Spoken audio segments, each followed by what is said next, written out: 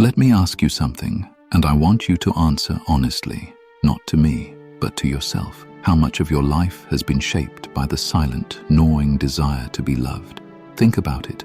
The clothes you chose this morning, the way you laughed at someone's joke, even when it wasn't funny, the posts you've made online, the opinions you've silenced, the masks you've worn, all to be accepted, liked, adored. It feels harmless, but the truth is chilling. When you need love, you're already owned. The weak spend their lives chasing affection like beggars, offering their freedom in exchange for approval. But the strong chase something colder, more dangerous, and infinitely more powerful. They don't need love. They command respect.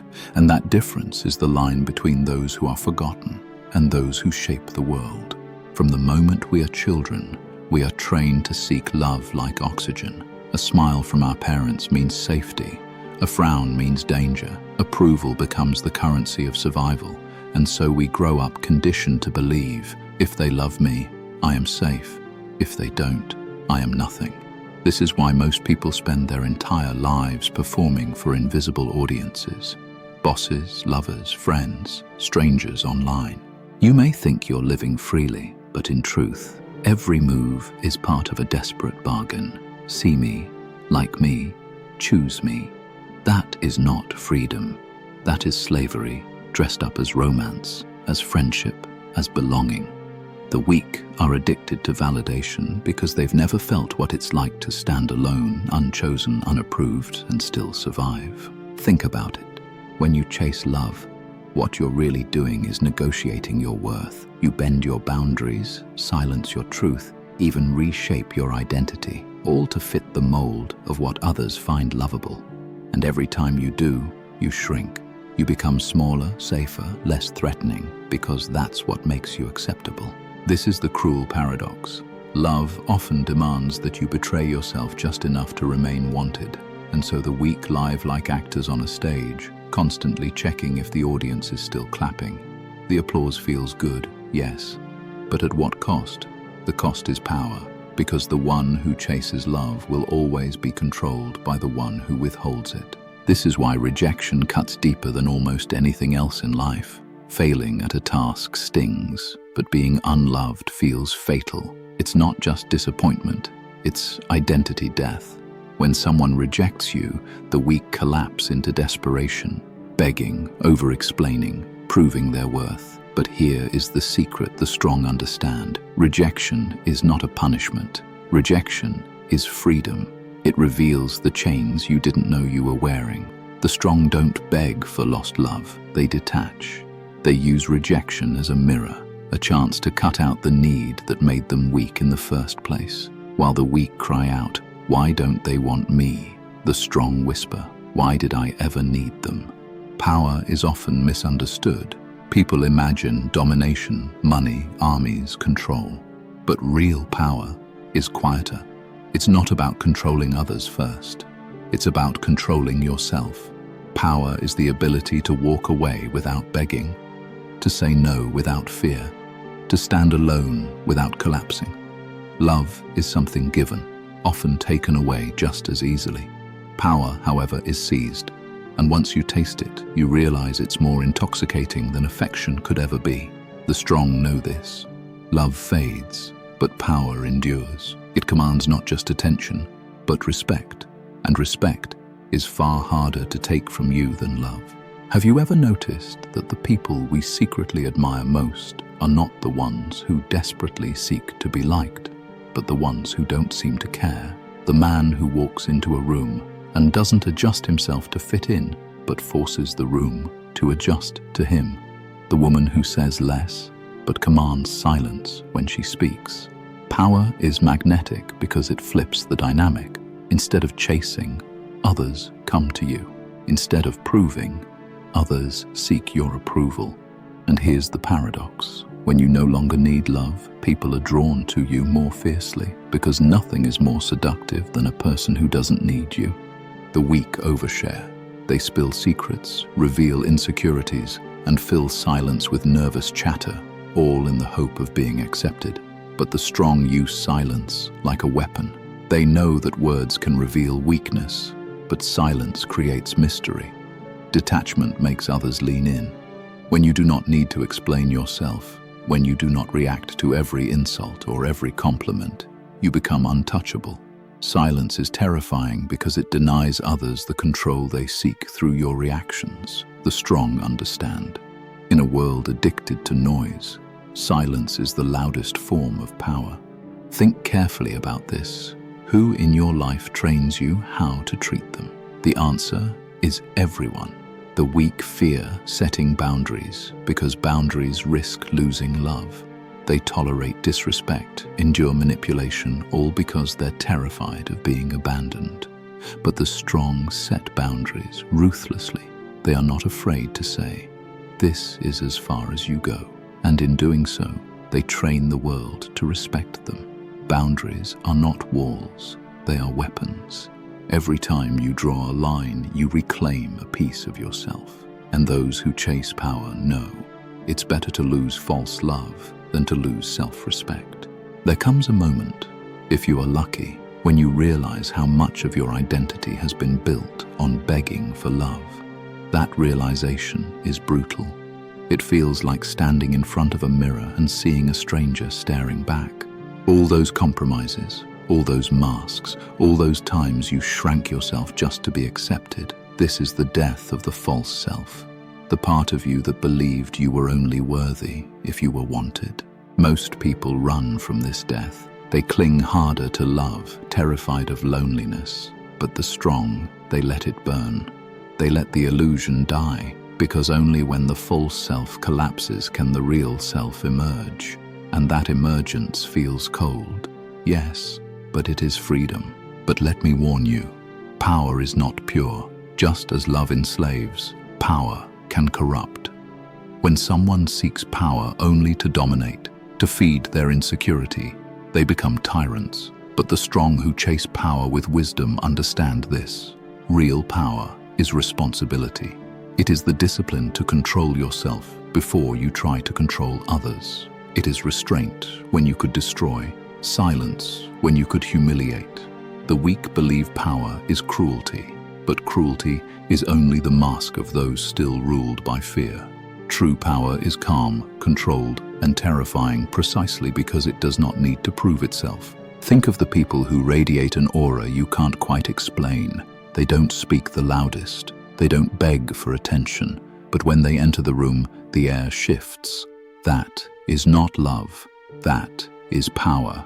The strong carry themselves as if they need nothing. They are not desperate to be liked because they are whole within themselves. This quiet confidence bends the world around them. People respect them, even fear disappointing them, because their presence exposes everyone else's weakness. The weak crave to be chosen. The strong, they choose. And that simple shift from needing to choosing is what makes them untouchable. History is filled with these archetypes.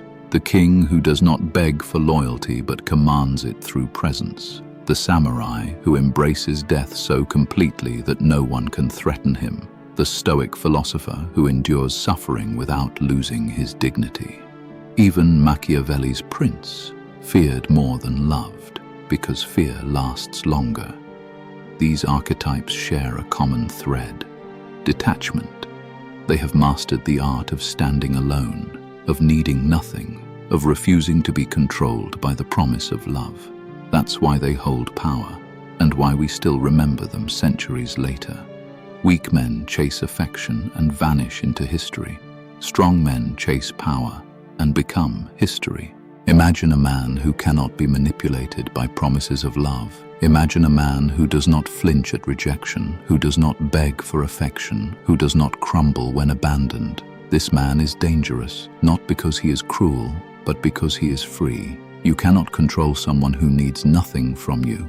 You cannot bargain with someone who will not sell their soul for your approval. The weak are chained by their hunger for affection, but the strong break those chains and stand unbound. And that terrifies people, because when you need nothing, you become untouchable. And when you are untouchable, you are powerful. So let me ask you, And I don't want you to answer quickly. Sit with it. Are you chasing love or are you chasing power? Do you bend your boundaries to be liked or do you set them to be respected? Do you beg to be chosen or do you choose? This is the turning point, and it's not comfortable. Because if you admit that you have been chasing love your whole life, then you also have to admit this. You have been weak, but weakness is not a life sentence. It is a choice, and the moment you see it clearly, you are faced with the same decision the strong once made, to stop begging and start commanding. Carl Jung once said, "The privilege of a lifetime is to become who you truly are." Think about that. To become who you truly are means to peel away every mask, every compromise, every performance you once gave just to be loved. It means facing the uncomfortable truth. Love can be taken from you at any moment, but self-command, that cannot be stolen. When you chase love, you live as a shadow of yourself. When you chase power, you return to your essence, unshakable, whole, indivisible. This is the transformation. To move from being someone's puppet to being your own master. And that, more than love, is what makes life worth living. What if the very thing you thought kept you safe is what makes you weak? We chase love as if it were armor, a shield against the chaos of the world. We believe that if someone chooses us, if someone holds us close, then we are protected. But love is not armor. It is fragile glass dressed up as steel. It is warmth that can be taken away the moment someone changes their mind, the moment they grow tired, the moment you no longer serve their story. Think about it. How many promises were once whispered to you that now mean nothing? How many people swore they would never leave, only to vanish? Love feels safe, but safety built on someone else's choice is not safety at all. It is dependency. And dependency makes you vulnerable, because the second they walk away, the shield shatters and you are left exposed, weaker than before. The weak cling to love as protection. The strong understand. Nothing that can be taken away was ever protection to begin with. At the heart of all this chasing lies something most people never dare to face. Emptiness. That quiet space inside where no one's voice reaches you, where no praise, no touch, no promise can fill the silence. For many, that silence feels unbearable. So they run. They distract themselves with noise, with relationships, with endless scrolling, with anything that keeps them from hearing their own emptiness echo back at them. That's why rejection cuts so deep. Not because you lost someone, but because it forced you to stand alone with yourself. And that's the place most people cannot bear. But here's the truth. Only those who face emptiness ever find freedom. Only those who can sit with their own hunger without reaching for someone else's hand discover that they are already whole. The weak fear emptiness, and so they are ruled by it. The strong walk into it, survive it, and emerge unshakable. Because once you know you can endure being alone, no one can control you again. Something shifts the moment you stop running from emptiness. When you no longer beg for affection, when you no longer fear rejection, when you no longer crumble at the thought of being alone, you cross a threshold. And on the other side of that threshold is power, not power over others, power over yourself, the kind of power that cannot be given and therefore cannot be taken. When need dies, power is born, and you begin to move differently. You stop waiting to be chosen and start choosing. You stop bending to be liked and start standing to be respected. This is not arrogance. It is sovereignty. It is the quiet dignity of someone who no longer sells their soul for approval. Weakness ends here, not in cruelty, but in self-command. And once you taste it, even for a moment, you realize why the strong no longer chase love, because what they've found is greater. Freedom is not light, it is heavy. To need nothing from anyone is not the easy path. It is the loneliest, the most demanding, the most misunderstood. That is why so few ever choose it. The weak cling to love because it feels warm, familiar, safe. The strong choose freedom, even when it feels cold, even when it costs them everything. But here is the paradox. What begins as loneliness becomes strength. What begins as silence becomes clarity. And what begins as emptiness becomes unshakable power. That weight, that burden of needing nothing, is exactly what makes you untouchable. It is the price of sovereignty, and once you carry it, the world itself bends around you. There is a cost to chasing love that no one talks about. It is not just heartbreak. It is not just disappointment. The true cost is that every time you beg to be chosen, you abandon yourself. You sell pieces of your dignity for scraps of affection, until one day you don't even remember who you are without someone else's validation. That is the slowest kind of death, the death of the self. And what makes it worse is that the world rewards it. People will clap for your self-sacrifice. They will admire your devotion. They will call you loving. But beneath it, you are shrinking. You are disappearing. You are becoming a shadow of yourself. And shadows are easy to forget. That is the hidden cost. The more you chase love, the less of you remains. If you want to know what happens to those who chase love, you don't need to look far. History is full of them. Think of the forgotten men who bent their lives around someone else's approval, the generals who begged kings for favor instead of seizing command, the poets who sold their words for the affection of those who never even remembered their names. They vanish, swallowed by time because they never stood for themselves. They were shadows living under another's light. But history also remembers the opposite. The ones who chose differently. The king who commanded loyalty instead of begging for it. The warrior who stood unbroken even in defeat. The thinker who faced solitude, ridicule, exile, yet refused to bow. These men became monuments etched into the stone of time because they did not trade their essence for temporary affection. And here's the uncomfortable truth. Every day, you are writing your own page in history, not centuries from now, not in some distant future, today. And the question is not whether you will be remembered, but whether you are even living as yourself or as someone else's shadow. That is the mirror history holds up to you, and it never lies. So let me ask you, and this time, don't answer with words. Answer with your life. How many times have you lowered your standards just to be loved? How many times have you swallowed your truth just to avoid rejection? How many times have you begged for affection from people who never even valued you?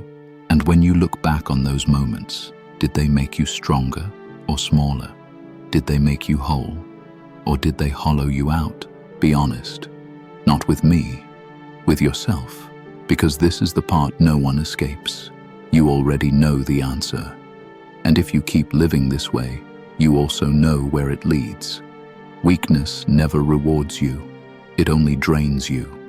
So the question is not whether you agree with me. The question is whether you can still lie to yourself. There is no easy answer, and maybe that's the point. Don't rush to move on. Don't distract yourself with noise. Sit with it. Reflect on it. Because the truth will unsettle you. And only in that discomfort can you grow. The weak chase love because they fear emptiness. The strong chase power because they have faced that emptiness and survived. Which one are you becoming?